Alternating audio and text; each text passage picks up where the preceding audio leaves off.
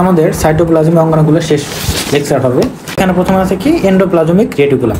তো এখন endoplasmic reticulum বলতে কি বোঝায়? তো এন্ডোপ্লাজমিক রেটিকুলাম আমরা দেখছিলাম সবাই করছে, এটা মেইনলি কি থাকে বলতো, আমাদের নিউক্লিয়াস আছে না, নিউক্লিয়াসটাকে ঘিরে থাকে, নিউক্লিয়াসটাকে ঘিরে থাকে। মনে হয় যে নিউক্লিয়াসটা এন্ডোপ্লাজমিক রেটিকুলামের মাঝে আছে, এরকম এরকম বোঝা যায় আর কি, বুঝছো? এরকম বোঝা যায়। তো এন্ডোপ্লাজমিক রেটিকুলাম মেইনলি আমরা জানি দুই প্রকারের। কয় প্রকারের? একটা মসৃণ এন্ডোপ্লাজমিক রেটিকুলাম, একটা হলো অমসৃণ। মসৃণটাকে বলি স্মুথ এন্ডোপ্লাজমিক রেটিকুলাম, এটা বলি রাফ এন্ডোপ্লাজমিক রেটিকুলাম।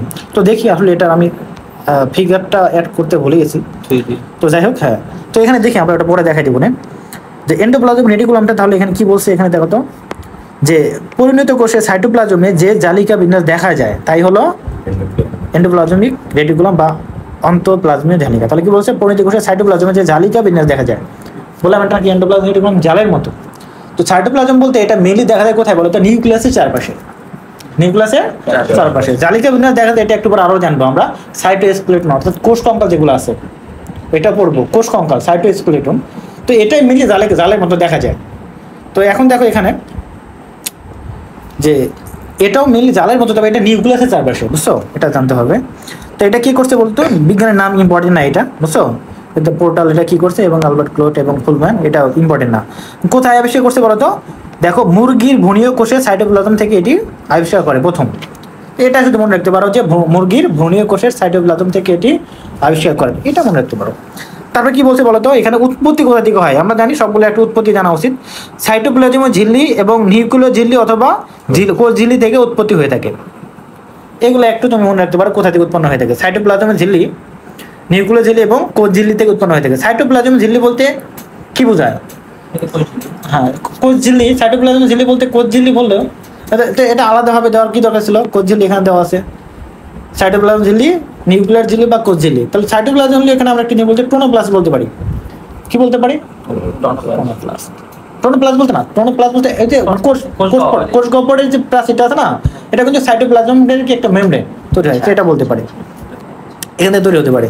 ওকে, তো বিস্তৃতি কোথায় থাকে বলতো, অধিকাংশ ইউক্যারিওটিক কোষে এদের পাওয়া যায়, তবে বেশি পাওয়া যায় থাকে কোথায় বলতো, যকৃত, অগ্ন্যাশয় এবং অন্তঃকোষা গ্রন্থিতে থাকে। এই কটা মনে রাখতে হবে, যকৃত, অগ্ন্যাশয়, অন্তঃকোষা গ্রন্থি, মানে কি এগুলো সবগুলোই গ্রন্থি। তার মানে কথাটা মনে রাখতে পারো, কোথায় পাওয়া যাবে বলতো, এন্ডোপ্লাজম রেটিকুলাম পাওয়া যাবে কোথায়, মানে গ্রন্থিতে বেশি পাওয়া যাবে, গ্রন্থিতে বেশি পাওয়া যাবে। ওকে, হ্যাঁ, গ্রন্থি কোষে বেশি পাওয়া যাবে। তো কেন বেশি, এটা একটা কোরিলেটেড করতে পারো। যেমন আমরা দেখলাম কি বলতো, এখান থেকে বিভিন্ন ধরনের কি বলে ভেসিকল তৈরি হয়। কি তৈরি হয় বলতো, ভেসিকল, মানে কি ক্ষরণ হলো না, ভেসিকল ওখানে কি করে, ভেসিকল মেনলি বিভিন্ন ধরনের, আমরা কি বলতো, বিভিন্ন ধরনের কেমিক্যাল হতে পারে, ভিটামিন, বিভিন্ন কিছু কি করে প্যাকেজিং করে মাধ্যমে, মানে ওখানে কি কন্টেন্ট করে নিয়ে আসে ভেসিকলের মাধ্যমে। হ্যাঁ, কোথায় নিয়ে আসে, এন্ডোপ্লাজম রেটিকুলাম, মানে কিন্তু খনিত হচ্ছে কিনা কিছু একটা খনিত হচ্ছে। আর তাহলে খনিত হচ্ছে মানে কি নিশ্চয় একটা গ্রন্থির মতো। এই জন্য মনে রাখবো এটা কোথায় পাওয়া যাবে, গ্রন্থিতেই মেনলি পাওয়া যাবে। এটা তোমরা রিলেটেড করে মনে রাখতে পারো। তাহলে কোথায়, যকৃত, অগ্ন্যাশয় এবং অন্তঃকোষা গ্রন্থিতে পাওয়া যায়। দেখো ওখানে আমরা পড়ছিলাম যে ভেসিকুলার মধ্যে মেনলি কি থাকে, বিভিন্ন ধরনের ভিটামিন, এনজাইম, আমরা কি থাকে, আবার বলছিলাম যে হরমোন কন্টেন্ট করে থাকে। তো এই জন্য আমরা এটা মনে রাখতে পারি। তারপর হচ্ছে প্রকারভেদ, এটা কিন্তু আমরা জানি যে দুই প্রকারের, একটা হলো মসৃণ, একটা হলো কি বলতো অমসৃণ, বুঝছো? মসৃণ এটা আমরা স্মুথ বলতে পারি, এটা রাফ। ওকে, রেটিকুলামের গায়ে রাইবোজোম থাকলে তাকে বলি আমরা কি বলতো অমসৃণ বা দানাদার। মিলে এগুলো কি বলতো প্রোটিন এবং এনজাইম সংশ্লেষণ করতে পারে। রাইবোজোম মানে কি, সে প্রোটিন সংশ্লেষণ করতে পারবে, এনজাইম এক ধরনের প্রোটিন, এই জন্য প্রোটিন অথবা প্রোটিন এবং রাইবোজোম সংশ্লেষণ করতে পারে। আর রাইবোজোম না থাকলে মূলত কি হয়, মসৃণ বা অদানাদার, এইগুলো মিলে কি করে, আদার যেগুলো সংশ্লেষণ করে, লিপিড এবং হরমোন সংশ্লেষণ করে। তো বলতে পারো তাহলে ওরা কি করে না, ওরাও করে, রাবটাও কি করে, এরাও করে। তবে আমরা কি করি, যেটা বড় একটা জিনিস করতেছে তাকেই বলতেছি, ওটা নতুন তাকে আমরা তুলে ধরতেছি না, বড় কাজটাকে আমরা বলতেছি শুধু। ওকে, এখন দেখো ভৌত ঘটনার মধ্যে কি দেওয়া আছে, দেখো এটা একটু দরকার আছে ভাইগুলো, যেটা ইম্পর্টেন্ট যেটুকু এগুলো পড়াচ্ছে, বুঝছো? দেখো এন্ডোপ্লাজম রেটিকুলাম দ্বি স্তর বৈশিষ্ট্য আবরণ বৈশিষ্ট্য, যেমন পড়ছিলাম না, ওই যে আবরণ পড়ছিলাম ঝিল্লিবদ্ধ। তো সবগুলো মোটামুটি কি বলতো দ্বি স্তর বিশিষ্ট। এক স্তর বৈশিষ্ট্য যেটা গুরুত্বপূর্ণ, যেটা বলি লাইসোজোম, হালকা পাতলা কখনো থাকতে পারে, না থাকতে পারে, পারক্সিজমকে বলি আমরা। দেখো গঠনগতভাবে এন্ডোপ্লাজমিক রেটিকুলাম কয় প্রকারের, তিন প্রকারের। একটা হলো সিস্টার্নি, বেসিকল, একটা টিউবুল। এখানে একটা জিনিস বিষয় মনে রাখার জিনিস কোরিলেটেড করে দিচ্ছে, সেটা কি বলতো, আমরা কি পড়ছিলাম বলতো এর আগে? গোলজি বডি বা গোলগি বডি পড়ছিলাম। তখন দেখছিলাম আমরা 3 ধরনের গোলগি বডি থাকে, সিস্টানি, ভেসিকল আর কি vacuole. Cisternae, vesicle, vacuole. Cisternae, vesicle, vacuole. Vacuole vesicle দেখছিলাম ছোট গহ্বর, এবং যেটা ভ্যাকিউল দেখছিলাম একটা বড় গহ্বর দেখছিলাম, মনে আছে? আর সিস্টানি যেটা চৌবাচ্চার মতো ছিল, এটা কি বলতো? সিস্টানি। তো এখানে দেখো চৌবাচ্চার মতো আছে, এটা কি বলতো? সিস্টানি। চৌবাচ্চার মতো সিস্টানি। তো এখানে আবার কি আছে বলতো? কিছু ভেসিকল আছে। এই দেখো ভেসিকল মানে কি, যে গহ্বরের মধ্যে ছোট ছোট, এটা হলো ভেসিকল। আর এই যে টিউবুল, দেখো ওখানে ছিল কি গোলাকার, ছিল কি বলতো? ভ্যাকিউল গহ্বর। এটা টিউবুলের মতো, দেখো টিউবের মতো না? টিউবের মতো না? টিউবের মতো নলাকৃতি বড়, এই জন্য এদেরকে বলবো কি বলতো? টিউবুল বলবো, বুঝতে পারছো? ওখানে গোলাকার ছিল ভ্যাকিউল, গহ্বরের মতো ছিল, এই জন্য ভ্যাকিউল বলছি। এখানে বলবো কি বলতো? টিউবুল, মনে থাকবে? তাহলে এখানে টিউবুল, ওখানে ছিল ভ্যাকিউল, বাকিগুলো কিন্তু একই আছে। তো ওকে, তো এগুলো পড়বা, কোনটা কেমন দেখতে এটা একটু দেখে নিবা। এখন দেখো রাসায়নিক গঠন মিলে এরা কি দ্বারা গঠিত। রাসায়নিক গঠন দেখো, এন্ডোপ্লাজম রেটিকুলামের প্রধান গাঠনিক উপাদান হলো কি বলতো? Protein, lipid. বাকির মতো সবগুলো অঙ্গন এই দুইটা জিনিস দিয়ে তৈরি, মিল থাকে, তাই না? প্রোটিন এবং লিপিড দ্বারা তৈরি। এদের প্রায় কয় ধরনের এনজাইম পাওয়া যায়? 15 ধরনের এনজাইম পাওয়া যায়। গ্লুকোজ, 6 ফসফেটেস, সক্রিয় এটিপিএস, এনএডিপিএস এবং ডায়াফোরেস ইত্যাদি, এগুলো পাওয়া যায়।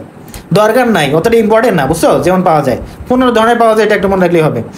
আরও অনেক পাওয়া যায়, এগুলো দেওয়া নেই। অমসৃণ জালিতে আরএনএ এবং গ্লাইকোজিজম নামক ক্ষুদ্র কণা থাকতে পারে, এটা মনে রাখতে পারো। গ্লাইকোজেন নামক ক্ষুদ্র কণা থাকতে পারে। এবং অমসৃণ রেটিকুলাম ক্ষুদ্র ক্ষুদ্র বিচ্ছিন্ন অংশকে কি বলা হয়?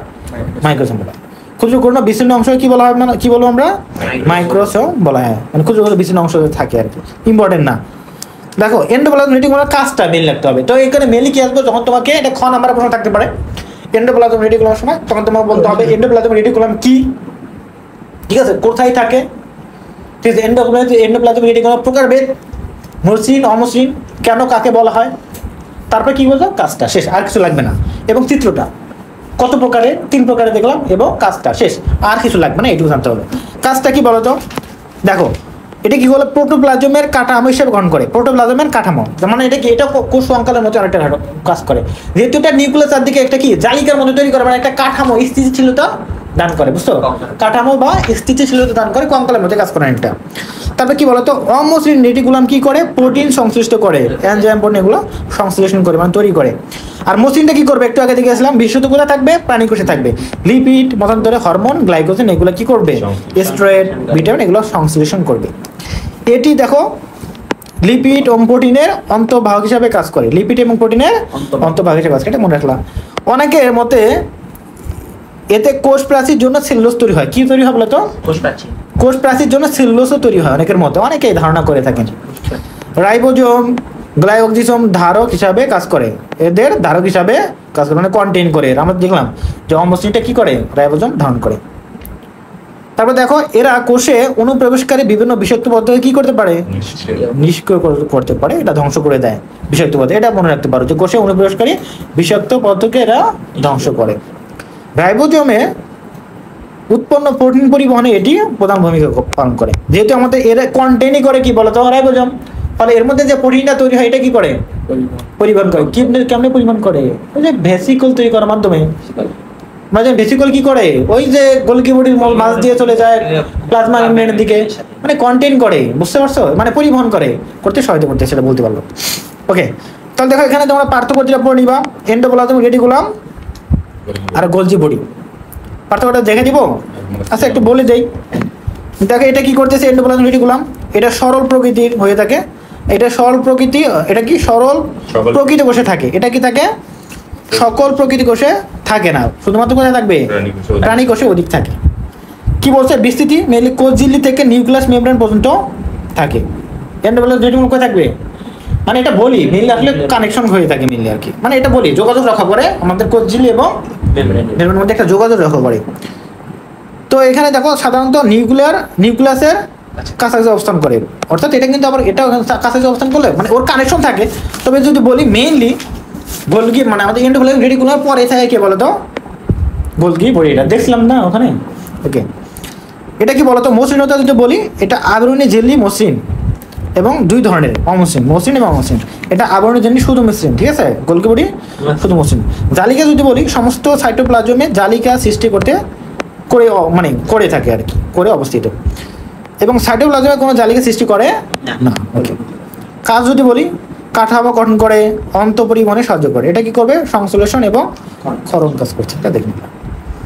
তো দেখো প্যাকেজিং কাজ করে, এবং ওই যে আমরা দেখলাম আর ট্রাফিক পুলিশ অনেক কিছু হয়ে থাকে এখানে।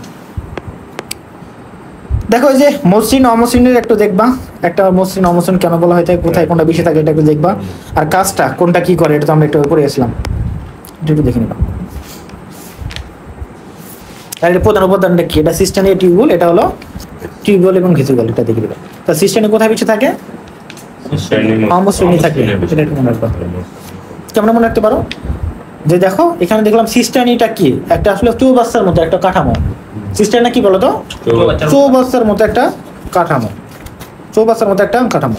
আচ্ছা মনে রাখবা, এটা আসলে বোঝার জন্য কি করতে পারো, যে আসলে আমরা জানি যে অমসৃণ যেটা, সেটা কি ধারণ করে?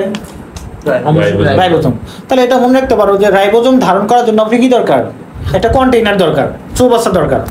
তাহলে এখানে থাকবে, তাহলে ওটার মধ্যে যেহেতু আমাদের রাইবোজোম থাকবে না, সেজন্য কি কন্টেইনারও দরকার নাই, মানে কি নাই, সিস্টাইনি। এটা এইভাবে মনে রাখতে পারো, ভুল বল দিয়ে মনে থাকলেই হলো, তুমি যেমনি পারো মনে রাখবা। তো এখানে এটা শেষ, পরের টপিকটা চলে যাই আমরা।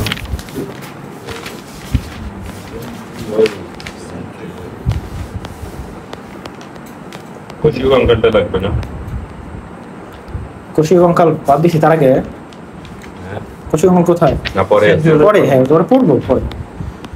দেখো এই কয়টা তাও ফিগার এখানে আসে অ্যাড করলাম, যাই হোক এটা করতে মনে নাই। তো এটা কি? Centriole, centriole.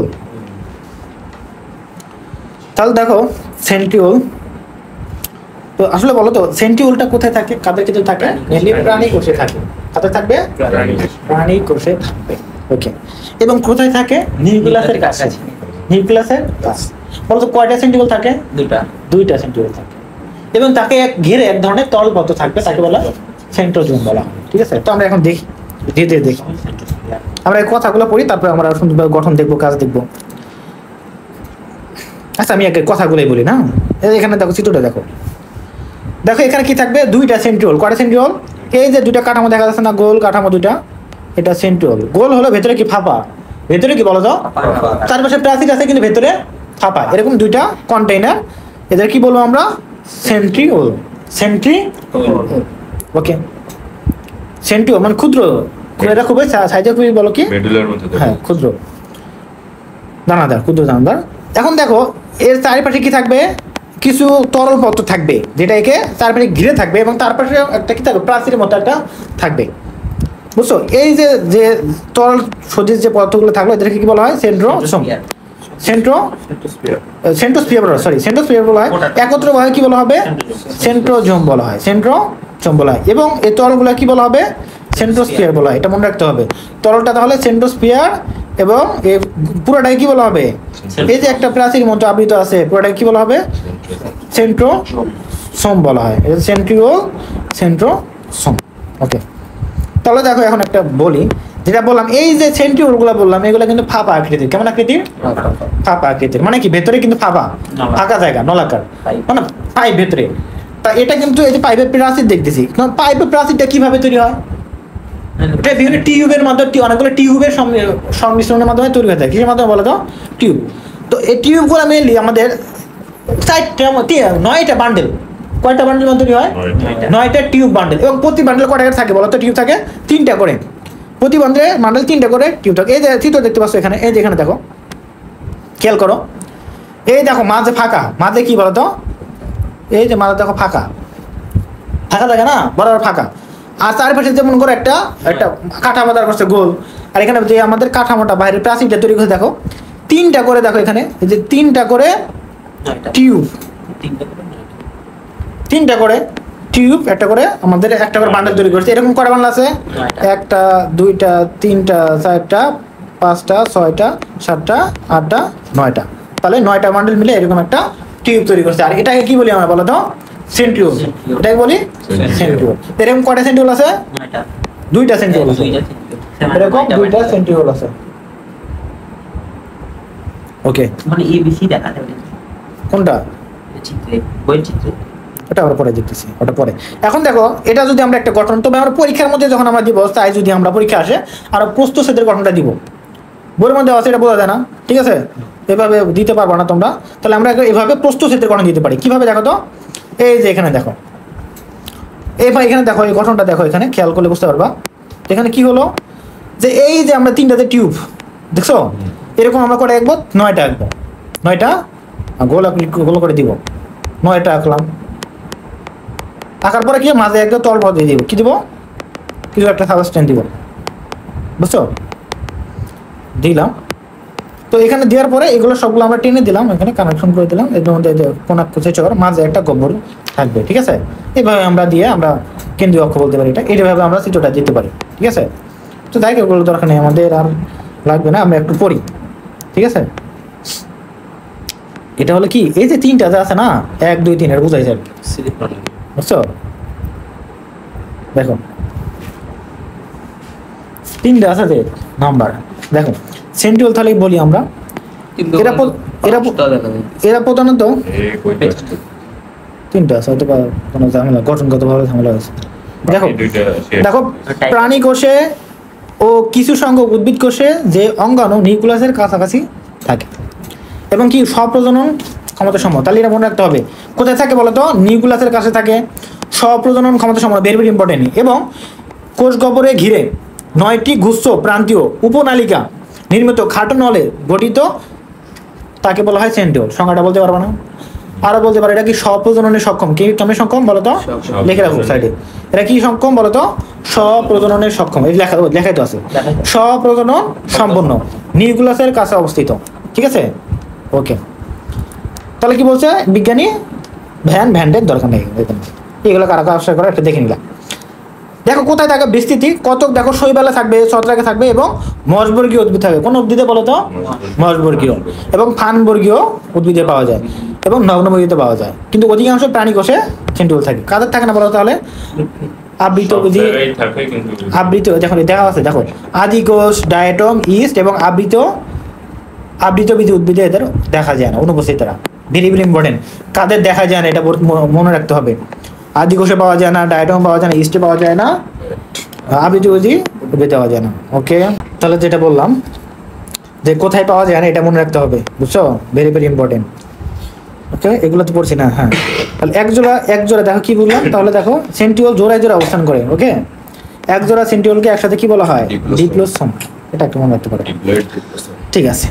তো এরা দেখতে কেমন বলো তো, যে আকারটা সাইজ কতখানি দরকার নাই, দেখতে বেলুন আকার, এই তো বেলুনের মতো দেখা যায়, ঠিক আছে, না দরকার নাই। এটা কি বলতো, দুই মুখ না, দুই মুখ খোলা, এত এত টপিক থেকে এগুলো দিবে, কয়জন মনে থাকবে, কত কত সাইজ আছে, দুই মুখ খোলা পিপার মতো। তোমার অধ্যায় ভিত্তিক পরীক্ষা যদি মস্ত করে রাখতে পারো, কিন্তু যখন তোমার বার্ষিক পরীক্ষা দিবা তখন কি মনে রাখা সম্ভব, এত বড় অধ্যায়ের এত বড় বই, পুরো বই মনে রাখতে হবে। দেখো দুই মুখ খোলা পিপার মতো এগুলা, তাই না, এই যে, ওকে। প্রতিটি সেন্ট্রিওল 3টি প্রধান অংশ নিয়ে গঠিত, এটাই বলতো প্রাচীর বা সিলিন্ডার ওয়াল, বারবার নোটিফিকেশন আসছে,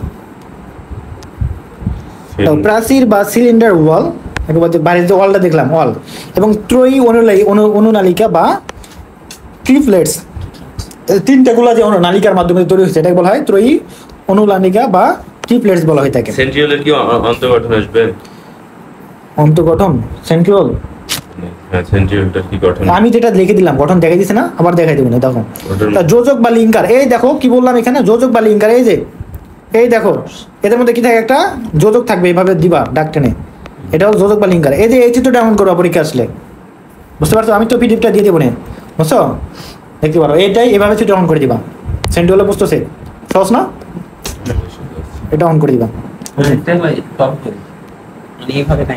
হ্যাঁ। এটা এমনি দিয়া ওটা প্রসেসের গঠন দিতে পারো, দুইটা, ঠিক আছে। মানে এটা তো অন্তর্গঠন, মানে ভেতরের গঠন, মাইক্রোস্কোপ গঠন, এটা তো হলো বাইরের গঠন। তো ঠিক আছে, তো সেন্ট্রিওল আবরণীয় বেষ্টিত নয়, এতে কোনো ডিএনএ আরএনএ থাকে না, ওকে। তাহলে সেন্ট্রিওলে প্রাচীর 9 ত্রয়ী অনুনালিকা নিয়ে গঠিত, যেটা একটু দেখলাম, এটা দেখে নিবা। দেখো যে ABC নামে চিহ্নিত করছে, শুধু নাম্বারিং করছে, ঠিক আছে। এখানে কি বলছে দেখো, সেন্ট্রিওলের চারপাশে অবস্থিত গাঢ় তরল পদার্থকে কি বলা হয়, সেন্ট্রোস্ফিয়ার বলা হয়, ওকে। তারপর সেন্ট্রোস্ফিয়ারে সেন্ট্রিওল ধারণ করে, তাই না, ওকে। সেন্ট্রোস্ফিয়ার এবং সেন্ট্রিওলকে একত্রে সেন্ট্রোজোম বলা হয়, এগুলো আমরা অলরেডি আগে পড়ে ফেলছি। রাসায়নিক গঠন যদি বলি, এগুলো কি দ্বারা তৈরি বলতো? প্রোটিন, লিপিড এবং এটিপি দ্বারা তৈরি হয়ে থাকে। ওকে, এই যে কাজটা একটু জানতে হবে, কাজটা সব জায়গার কাজ, আর কিছু পড়বা না পড়ো সবটা অঙ্গাণুর কাজ মনে রাখতে হবে। কি বলছে এখানে? কোষ বিভাজনের সময় মাকুতন্ত্র গ্রহণ করে। পড়ে দেখবা আমরা যখন মাইটোসিস পড়বো তখন আমরা বলবো কোষতন্ত্রের মানে কোষ বিভাজনের সময় মাকুতন্ত্র গ্রহণ করে কে বলতো? সেন্ট্রিওল। ওকে, তারপরে কি কোষ বিভাজনে সাহায্য করে, ঠিক আছে, এবং সেন্ট্রিওল ও সিলিয়া ও ফ্লাজেলা যুক্ত কোষে সিলা এবং ফ্লাজেলা সৃষ্টি করে এবং শুক্রাণুর লেজ গঠন করে। ভেরি ভেরি ইম্পর্টেন্ট, শুক্রাণুর লেজ কে গঠন করে? নির্গত করে লেখা নেই। হ্যাঁ, ওটা নির্গত করে কোষ বিভাজনের সময়। এটাই মেলে যে এখানে মাকুতন্ত্র গ্রহণ করার সময় কাজ লাগে। দেখ, এটা দিতে পারো, ঢুকাই দিতে পারো, সমস্যা নেই। তো আমাদের শুক্রাণু এরকম, তাই না, লেজ গঠন করে থাকে। এখানে আমরা কি দেখছিলাম বলতো? কি থাকে? লাইসোসোম থাকে। হ্যাঁ, নিডেস এনজাইম ফর্ম করে। তো যাই হোক, তো এটা এগুলো পড়বেন, কঠিন নাম। যাই হোক, তাহলে এই কাজগুলো কিন্তু মনে রাখতে হবে, আর কিছু পারো না পারো। তাহলে এখানে সেন্ট্রিওলে কি কি জানতে হলো? সেন্ট্রিওল কি, ঠিক আছে, হ্যাঁ, কোথায় থাকে মানে সংখ্যাটা লাগবে, সংখ্যার মধ্যে অনেক কিছু আছে। তারপরে সেন্ট্রিওল আসলে কোথায় থাকে, এবং এটা দুইটা সেন্ট্রিওল থাকে। সেন্ট্রিওল তারপরে কি থাকে এটা জানলাম, মানে গঠনটা জানলাম আর কি। তারপর ত্রয়ী অনুলেখ কটা থাকবে? 9টা থাকবে, ঠিক আছে, এটা বললাম। আর তারপর কি লাগবে? মেনলি কাজটা লাগবে। কাজটা ভেরি ইম্পর্টেন্ট। খ নাম্বার যদি পরীক্ষা আসে এই কটি জিনিস দিলে হয়ে যাবে। কোষীয় কঙ্কাল। কোষীয় কঙ্কাল বলতে দেখো আমাদের দেহে কঙ্কাল আছে না, হাড়াড্ডি, যেটা আমাদের দেহের কাঠামোকে গঠন করছে, নির্দিষ্ট একটা আকৃতি দিচ্ছে। ঠিক কোষের মধ্যে কি থাকে? কোষীয় কঙ্কাল থাকে। একটা মজার বিষয় দেখো, এই দেখো কোষীয় কঙ্কাল একটা ছবি দিচ্ছে, দেখছো? কোষীয় কঙ্কাল দেখা যাচ্ছে মধ্যে একটা জালের মতো কি আকৃতি, এর মধ্যে কোনো অঙ্গাণু দেখা যাচ্ছে বলো তো? তো কোষের ভিতরে যদি এরকম থাকে, অঙ্গাণু কেমন থাকে? অঙ্গাণুর মাঝে মাঝেই থাকে। কিন্তু আসলে আমরা যখন কোষের চিত্র আঁকি তখন কি করি বলতো? এইগুলো দেখাই না, সাইডে স্কেলেটন গুলো দেখাই না, এগুলো বাদ দিই, দিয়ে দেখায়। নাহলে যদি এগুলো দেই আমরা, ওগুলো দেখা যাবে না। তোমাদের চিত্র দেখা, এই দেখো, এই দেখো, এটা একটা চিত্র, মানে কোষের চিত্র। এখানে কোনো অঙ্গাণু দেখা যায়? এর ভিতরে কি থাকে? অঙ্গাণু থাকে, এবার জালিকা আকার থাকে, বুঝছো? এটা না কোষ কঙ্কাল, এটা হলো কোষ কঙ্কাল, বুঝছো? এইভাবে জালের মতো দেখা যায়, মানে কোষের কোষী কঙ্কাল, বুঝছো?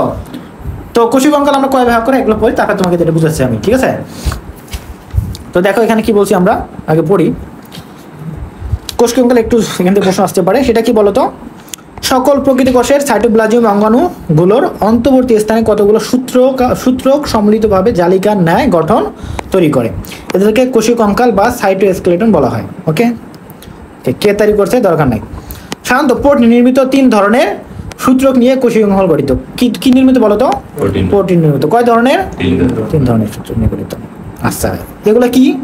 Microtubule, microfilament, intermediate filament. প্রথম ক্লাসে বলছিলাম মাইক্রোটিউবুল, মাইক্রোফিলামেন্ট, ইন্টারমিডিয়েট ফিলামেন্ট, এদেরকে কোষীয় কঙ্কাল বলা হয়। এগুলো মেমব্রেনাস না নন মেমব্রেনাস? নন মেমব্রেনাস, লিখে রাখতে পারো সাইডে। এরা কোষীয় চলনে এবং সেন্ট্রিওল এবং সিলিয়া ও ফ্লাজেলা সৃষ্টিতে সহায়তা করে। কি বলতো? সেন্ট্রিওল, সিলিয়া এবং ফ্লাজেলা সৃষ্টিতে সহায়তা করে, মনে রাখতে হবে। ওকে, দেখো তাহলে 3টা বলি আলাদাভাবে, মাইক্রোটিউবুল, মাইক্রোফিলামেন্ট। এখন দেখি আসলে কারা কেমন দেখতে অনেকটা। আমি একটু তাহলে চিত্রটা আগে দেখে নিই। তো এখানে দেখো এই যে কোষের মধ্যে এরকম থাকে, দেখো এই যে জালিকার মতো দেখা যাচ্ছে ভেতরে, এর মধ্যে দেখো আবার কি আছে, দেখো এই যে একটা মাইটোকন্ড্রিয়া দেখা যাচ্ছে। এইভাবে অঙ্গাণুগুলো থাকে আর কি ভেতরে সাজানো, বুঝছো? অঙ্গাণুগুলোকে ফিক্সড করে রাখে, ধরে রাখে বলতে পারো, নির্দিষ্ট জায়গা থাকতে সহায়তা করে, এরকম বিষয়টা বলতে পারো এখানে। তো দেখো এখানে দেখতে পাচ্ছি আমরা এই যে জালের মতো কিছু দেখতে পাচ্ছি না, এখানে জাল সৃষ্টি করছে, এই যে জালের মতো করছে না, এই যে বাদামি রঙের। তো এটাও মেনলি জালের মতো যদি এদের একটু বড় করি তাহলে এরকম একটা কাঠামো দেখা যায়, বুঝতে পারছো? এদেরকে বলি আমরা ইন্টারমিডিয়েট ফিলামেন্ট, মাঝে থাকে, ছোট ছোট থাকে। কি বলবো? ইন্টারমিডিয়েট ফিলামেন্ট, বুঝতে পারছো? ওকে, আরেকটা বলি মাইক্রোফিলামেন্ট আছে। কি আছে? মাইক্রোফিলামেন্ট। দেখো এই যে মাইক্রোফিলামেন্টটা কেমন, এটা একটা মোটা কেটে বলতে পারো, মাইক্রো যদি ক্ষুদ্র, তাহলে সবই তো ক্ষুদ্র। তো এখানে ওই যে অনেকগুলো দেখো, এই যে এরকম একটা আছে, এই যে সবুজ রঙের দেখতে পাচ্ছ, এখানে মোটা একটা নালির মতো দেখা যাচ্ছে, তাই না? এটা হলো মেনলি মাইক্রোফিলামেন্ট। আরও কিছু আছে, কি বলতো? এই যে ক্ষুদ্র ক্ষুদ্র ঘুটির মতো অনেকগুলো নিয়ে একটা কি করে, মানে এটা মাইক্রোটিউবুল বলছিলাম না, মাইক্রোফিলামেন্ট বলছিলাম, মাইক্রোটিউবুল। আর এখানে দেখো এই যে ছোট ছোট ওই যে ছোট হালকা রঙের এখানে দেখা যাচ্ছে, তাই না? হালকা রঙের দেখা যাচ্ছে, এগুলো কি বলতো? মাইক্রোফিলামেন্ট, এই যে মাইক্রোফিলামেন্ট, এই যে এটা একটা বড় করে দেওয়া আছে, এরকম সাজানো থাকে অনেকগুলা মাইক্রোফিলামেন্ট সাজানো থাকে, বুঝতে পারছো? এটা চিত্রতে আসলে কিন্তু জানতে না দরকার নেই। চিত্র আসলে কলম নিয়ে করবি মানে রানিং করে তাহলে দেখো এখানে মাইক্রোটিউবুল সম্পর্কে কি বলছে। তো মাইক্রোটিউবুল দেখো এগুলা অশাক নলাকার, লম্বা নলাকার, বুঝতে পারছো? মাইক্রোটিউবুলটা অশাক নলাকার। এরা কোষ বিভাজন, ক্ষরণ, অন্তঃকোষীয় পরিবহন, ফ্লাজেলা এবং সিলিয়ার আন্দোলনে ভূমিকা পালন করে। পড়তে পারে একটু, আবিষ্কারকটা এখন মনে রাখতে পারো, মেডিকেল আর্টসের বিজ্ঞানী রবার্ট ফ্রান্সিস। তো অতটা ইম্পর্টেন্ট না। তারপরে দেখো মিলি, দেখো এটা কি, প্রাণীর স্নায়ুকোষে মাইক্রোটিউবুল আবিষ্কার করেন কে বলতো? এই যে এটা প্রাণীর স্নায়ুকোষে আবিষ্কার করেন। তো প্রথম মাইক্রোটিউবুল কোথায় আবিষ্কৃত হয়? প্রাণীর স্নায়ুকোষে। এটা প্রশ্ন আসতে পারে। ভৌত গঠন দেখতে কেমন? প্রতিটি মাইক্রোটিউবুল দেখতে লম্বা, শাখাহীন, ফাঁপা, টিউবুল জাতীয়। দেখলাম তো একটু আগে না ওটা। আর এগুলো বড় দেখা নেই। রাসায়নিক গঠনটা কি দরকার নাই, এগুলো একটু দেখতে পারো, রিডিং দিবা, পড়াচ্ছি না আমি। মাইক্রোটিউবুলের কাজ এই যেটা লাগবে, পরীক্ষা আসলে এগুলো একটু বলতে হবে মাইক্রোটিউবুল আসলে কাজটা কি। তারপর এটা ইম্পর্টেন্স দিয়েছে না, এখান থেকে পরীক্ষা আসবে না, আসে না। তারপরে একটু শুধু দেখতে পারো কি গঠন করে, ঠিক আছে? যোগাযোগ করে কাঠামো, এগুলো একটু পড়তে পারো, ইম্পর্টেন্ট না। মাইক্রোফিলামেন্ট তোমরা কি করছি, আমি কি বলছি, যেগুলোতে পড়া দিচ্ছি আমি, তোমরা একটু খুঁজে দেখবা যে এটু বিগুলার সিলসিল কোথায় কোথায় আছে, তাহলে বুঝতে পারবা। তাহলে তোমাদের এখনই কিন্তু সব হয়ে গেল, গোছালো হয়ে গেল, ঠিক আছে? তো কেমন সৃজনশীল থাকে একটু দেখে নিলাম, ইজি হয়ে যাবে। মাইক্রোফিলামেন্টটা এটা কি মনে করো, মাইক্রোফিলামেন্টে মেনলি দেখা হয় যে আমাদের অ্যাক্টিন ফিলামেন্ট এবং মায়োসিন ফিলামেন্ট তৈরি করে। Actin, myosin. অ্যাক্টিন কে আমাদের পেশিতে থাকে, বুঝছো? পেশিকে থাকে, পেশি কাঠামো ধারণ করে, আমাদের সংকোচন প্রসারণে সহায়তা করে অ্যাক্টিন ফিলামেন্ট এগুলো। দেখো তাহলে কি মাইক্রোফিলামেন্টে কি তৈরি হয় বলো তো? অ্যাক্টিন ফিলামেন্ট, মনে রাখতে হবে actin filament, very very important. Actin filament, আর কিছু পড়বা না পড়ে এটা দিয়ে মনে রাখতে হবে অ্যাক্টিন ফিলামেন্ট। তো প্রকৃতি কোষের সাইটোপ্লাজমে প্রোটিন দিয়ে তৈরি যেসব অতি সূক্ষ্ম সংকোচনশীল, যেটা বললাম সংকোচন প্রসারণ করে, সংকোচন সহায়তা করে, তন্তু কোষের চলনে অংশগ্রহণ করে, তাদেরকে বলা হয় মাইক্রোফিলামেন্ট। কোথায়? যে অ্যাক্টিন ফিলামেন্ট। ওকে, এটা আমরা পড়বো কোথায় বলো তো? ওই যে কোষ কঙ্কাল আছে না, মানে স্কেলেটন, কঙ্কাল তন্ত্র পড়বো আমরা এটা, বুঝছো? মানে জুলজিতে পড়বো আমরা। কাজটা কি কি এখানে দেখবে যে কোষে আকৃতি দান, যান্ত্রিক দৃঢ়তা প্রদানে সহায়তা করে, এই যেগুলো বলবো কি দরকার এগুলো পড়ে। তো এগুলো একটু পড়বা, রিডিং দিবা, সহজ কথা, এগুলো একটু দেখে নিবা, ইম্পর্টেন্স দিচ্ছে না এগুলো আমি। এটা দেখো বিভিন্ন কোষে 4 ধরনের ইন্টারমিডিয়েট ফিলামেন্ট থাকে। কয় ধরনের? একটা কেরাটিন, ল্যামিনি এবং নিউরোফিলামেন্ট এবং হলো ভাইমেন্টিন। এই 4টা জিনিস মুছতে রাখবা, আর কিছু দরকার নেই এখানে। কাজটা একটু দেখলা, এরা কোষে আকৃতি দান, যান্ত্রিক দৃঢ়তা প্রদান করে, কোষে অন্যান্য তন্ত্রকে যথাস্থান রাখতে হবে, সবগুলাই মোটামুটি এগুলোই করে। তো এগুলো কাজগুলো ইম্পর্টেন্ট না, রাফলি কাজ থাকবে পরীক্ষা। কি থাকবে? রাফলি এন্ডোপ্লাজমের কাজ। সরি কি বলে, মানে এই সাইটোস্কেলেটনের কাজ, কোষ কঙ্কালের কাজ। তখন রাফলি যা কাজগুলো করে দেওয়া আছে না, প্রথমে বললাম না, মানে আসলে এর কাজটা কি, দৃঢ়তা প্রদান করা, কি কাজ করা, বুঝছো? অ্যাক্টিন ফিলামেন্ট তৈরি করা, এগুলো সংকোচনের কাজ করা, এইগুলা কাজ করবে। কিন্তু এককভাবে মাইক্রোটিউবুলের কাজ কি, মাইক্রোফিলামেন্টের কাজ কি, ইন্টারমিডিয়েট ফিলামেন্টের কাজ কি, এগুলো যাবে না, বুঝছো? পরীক্ষা সো নো চিন্তা। এখন দেখো পারোক্সিজম, এগুলা না পড়ার মতো কিছু দরকার নাই এগুলো পড়া। তারপর একটু দেখা যাচ্ছে শুধু পারোক্সিজম আসলে কি। পারোক্সিজম প্রায় কি সব ধরনের কোষে দেখা যায়, দেখা গেলেও কিডনি এবং লিভারে অধিক পরিমাণ পাওয়া যায়। একটু দেখলাম কিডনিতে আর কি থাকে, দেখলাম এটাও কি পাওয়া যাবে কিডনিতে, হ্যাঁ কিডনি এবং লিভারে অধিক পরিমাণে পাওয়া যায়। এটা অনেকটা ওদের মধ্যে কাজ করে, লাইসোজোমের মতো কাজ করে। এদের মধ্যে কি থাকে বলতো? ক্যাটালেস এনজাইম, প্রধান হলো ক্যাটালেস এনজাইম থাকবে। এদের কি বলা হয়? মাইক্রোজোম বলা হয়, ঠিক আছে? এটা কি করে বলো তো? এই যে এখানে দেখো, এটা দেখো হাইড্রোজেন পারঅক্সাইড বিষ তুল্য, তাই ক্যাটালেস এনজাইমের সাহায্যে হাইড্রোজেন পারঅক্সাইডকে পানি এবং অ্যাচের মাধ্যমে রূপান্তর করে কোষ রক্ষা করে। তো এখানে একটা জিনিস মনে রাখতে হবে যে এখানে কি করে এরা, হাইড্রোজেন পারঅক্সাইড বিষাক্ত একটা পদার্থ, তাই না? এটাকে ভাঙতে সহায়তা করে এরা, বুঝছো? এটা মনে রাখবা, আর কিছু লাগবে না। এখানে নিচে লাইনটা দেখো, পারঅক্সিজম প্রাণীর কিডনি এবং লিভারে কোষে অধিক থাকে। প্রথম যেটা বললাম এটাই শুধু মনে রাখবা যে পারঅক্সিজম কোথায় বেশি থাকে, কিডনি এবং লিভারে, আর দরকার নাই। যে আর কি করে, এই যে হাইড্রোজেন পারঅক্সাইডকে কি করে, বিশ্লিষ্ট করে, এটা একটু মনে রাখবা। তারপরে কি গ্লাইকোজিজম আছে, এটাও ইম্পর্টেন্ট না, লেস ইম্পর্টেন্ট। কত যেগুলো কোথায় কোথায় দেওয়া আছে একটু দেখবা, কোথায় কি বলা দরকার নেই, লেস ইম্পর্টেন্ট, ঠিক আছে? ওকে, কোষ গহ্বরটা একটু যদি বলি, এই যে একটু কাজটা একটু দেখে নিবা, রিডিং দিবা, দরকার নাই, বুঝছো? অনেক ইম্পর্টেন্ট জিনিস আছে অধ্যায়ে, পরীক্ষা আসার মতো, এগুলো আসবে না, দরকার নেই, একটু রিডিং দিয়ে রাখবা। চিত্র আসবে না। তো কোষ গহ্বরটা এখান থেকে একটা পরীক্ষা আসছিল আমাদের মেডিকেলে। দেখো কোষ গহ্বরের মেইনলি কি লাগবে, দেখো সাইটোপ্লাজমের দৃশ্যমান যে ফাঁকা অংশ দেখা যায় তাই হলে কি বলতো কোষ গহ্বর। অর্থাৎ কোষ গহ্বরের মধ্যে কিছু থাকে কি না, একদম ফাঁকা জায়গা, এর মধ্যে কিছু থাকে না। পরিণত কোষে এদের সংখ্যা অনেক অনেক থাকে এবং আকারে অত্যন্ত ছোট হয়। কাদের ক্ষেত্রে? পরিণত কোষ। পরিণত প্রাণী কোষের ক্ষেত্রে আকারে অনেক ছোট হয়, অপরিণত কিন্তু অপরিণত তাই কই কি হবে, অপরিণত কোষে। কিন্তু পরিণত কোষে কি হবে, উদ্ভিদ কোষে অনেক বড় হয়ে যায় এবং একটি দেখা যায় মেনলি, কত একটি বড় আকৃতি দেখা যায় মেনলি কাদের, উদ্ভিদ কোষে। প্রাণী কোষে থাকলে এটা কি খুবই ক্ষুদ্র ক্ষুদ্র। দেখো প্রোটোপ্লাজম দিয়ে গঠিত যে পাতলা পর্দা দিয়ে কোষ গহ্বর বেষ্টন করে থাকে তাকে কি বলা হয়, কি টোনোপ্লাস্ট। এই জন্য তোমাকে একটু বললাম টোনোপ্লাস্ট কি, ওই যে ওখানে যেটা বললাম টোনোপ্লাস্ট। আর ওখানে বললাম যে এন্ডোপ্লাজম রেটিকুলাম মেইনলি কোথা থেকে তৈরি হয়, মানে টোনোপ্লাস্ট ঠিক না, সবগুলা প্লাস্ট থেকে, সবগুলা প্লাস্টিক থেকে। আলাদা আলাদা হ্যাঁ, তাহলে দেখো কোষ গহ্বরের অভ্যন্তরে রসকে কি করে, মানে কোষ গহ্বরের অভ্যন্তরের রসকে কি বলা হয়, কোষ রস বলা হয়ে থাকে। ওকে, এগুলো দেওয়া আছে, এগুলো একটু পড়ে নিবা কাজগুলো। দেখো এই যে একটু পড়বা, এটা নবীজি আসছিল, মেডিকেল আসছিল আমার সময়, এটা আমার সময় আসছিল, এটা অনেকে ভুল করছে যদি আমরা অ্যাড করছিলাম, এটা কেউ পড়া নাই বুঝছো।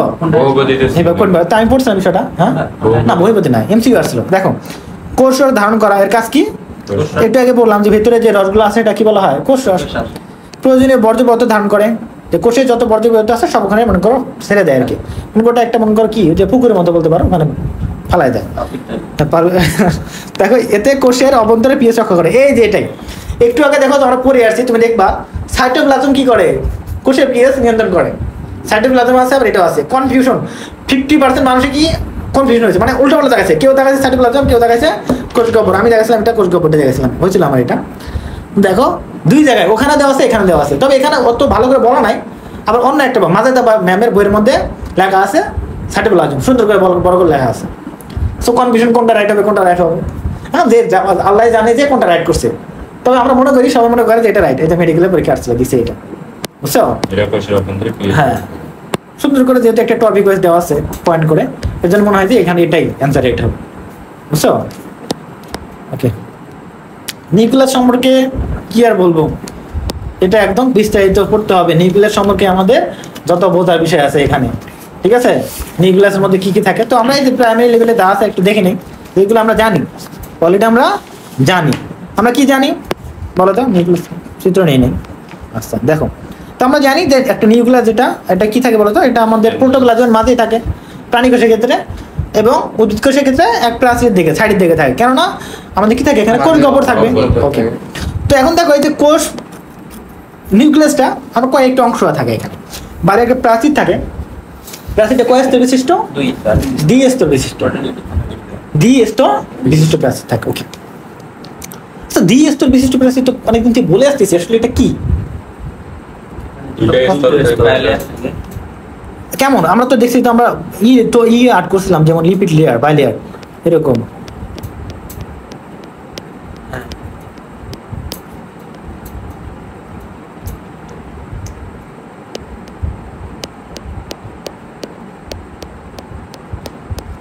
এখানে কয় লেয়ার আছে, না এখানে এক লেয়ার, এই কনফিউশনটা ক্লিয়ার করতে হবে। এটা হলো এক লেয়ার।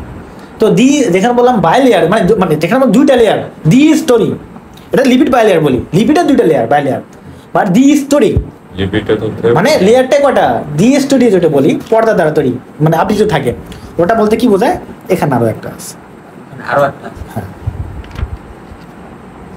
এখানে এরকম আরো একটা আছে।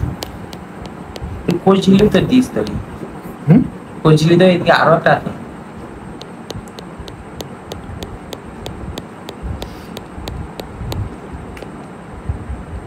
কোষ ঝিল্লি, কোষ ঝিল্লি তো আরেকটা আছে কোথায়, বলছে কোষ ঝিল্লি কোষ ঝিল্লি কোথায় দেওয়া আছে? কোষ ঝিল্লি তো কি, কোষ ঝিল্লি দ্বি স্তরী কি আপনি বলা হয় বলো তো, ওটা লিপিডের আচ্ছা, লেয়ার। ওই দুটো হ্যাঁ একটাই ওটা লিপিড বাই লেয়ার বলা হয়, লিপিড বাই লেয়ার, কিন্তু এটা কি দ্বি স্তরী। দ্বি স্তরী আমরা দেখছি কোষীয় অঙ্গনগুলোর মধ্যে দেখছি, প্রোটোপ্লাজম অঙ্গনের মধ্যে ওখানে নাম ছিল, মানে ওটা তো আমরা ঝিল্লি বলি না, ওটা আলাদা জিনিস। মেনলি এটা হলো দ্বি স্তরী, লিপিড বাই লেয়ার, আর এটা হলো কি দ্বি স্তরী, মাইটোকন্ড্রিয়াও দ্বিস্তরী। হ্যাঁ ওটার এরকম হ্যাঁ এটা এরকম, কিন্তু এগুলো তো আমরা গঠন দেখি না, দেখেছি কখনো না, মেনলি এরকম। আর ওটা তারপর বলে রাখলাম যে দুটা কনফিউশন ছিল আমার, হয়তো বা তোমরা বুঝতে পারবে, সেটা হয়তো বা কনফিউশন হতে পারে। তো এরকম দেখো, তাহলে এটা কিন্তু এরকম দুইটা স্টোর থাকে, ওকে।